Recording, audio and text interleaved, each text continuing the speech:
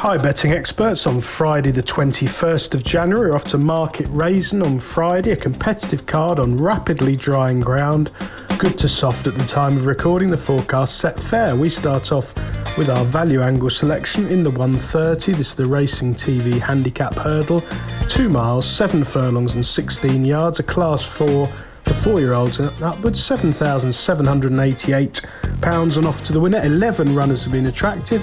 I think it's a really good opportunity for Ben Pauling's Le Grand Lion to follow up his improved effort on handicap debut at Huntingdon 26 days ago. Now, he'd shown a glimmer of ability, I think it's fair to say, in a couple of bumpers, one of them won by Skytastic, who's franked the form since, off for 238 days, pulled up in testing ground at Worcester in October. I think that probably needing the run there at a time when the yard was quiet. A promising fourth behind Thunder Rock at Wetherby, and then outclassed understandably behind Stage Star, who's a graded winner since at Newbury. Then into handicaps, up to this kind of trip, weak in the market in the first time cheek pieces, but benefiting from a positive ride from Luca Morgan and showing a good attitude to fend off Flexi Furler. Now that form is nothing out of the ordinary. He's only gone up £2 for it, but there's loads more improvement to come on better ground.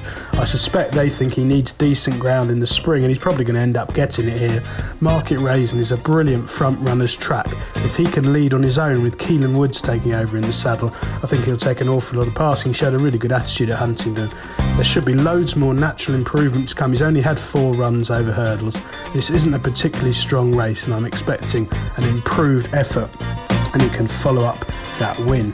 For our nap of the day, we go to the opening 12:30. This is the Racing TV Novices Hurdle, 2 mile, 2 furlongs and 140 yards, a class 4 for 4-year-olds and upwards, just over £4,000 on offer to the winner. 8 runners, some are of interest, but I think Barony Legends of Ollie Murphy can get back in the winning groove after being completely outclassed last time out at Cheltenham. Now, Ollie Murphy, a trainer I like, with a lovely team of young coursers. He had a horrible month where I think he had 1 winner from about 50, but he's back in the groove now. He's had 6 winners from his last 21 runners, a 29% strike rate at the time of recording.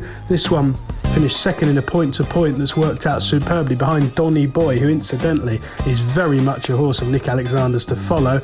He's had 3 runs under rules so far. He started off in a Southwell bumper won by Broomfield Berg, which again is pretty useful form. Off for 180 days, cruised home alone at Lingfield in bad ground, winning by 27 lengths, looking a very smart prospect, and he was then only 6-1 upped in class to a grade 2, a trial for the Albert Bartlett at Cheltenham in December. In the end, he ended up being completely outclassed, but he ran a lot better than the bare result. And if you look at the first and second there, well, Blazing Carl does head to the Albert Bartlett as favourite at the moment for Charles Byrne. He came from last.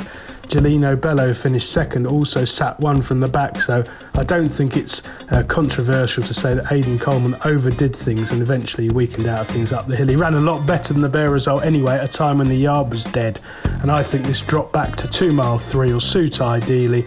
Off for 41 days to freshen up, during which period Ollie Murphy is back in top form, and I'm hopeful that Barony Legends with Fergus Gregory taking over in the saddle will make all the running here. As I say, tactics that are well suited to Market Raisin.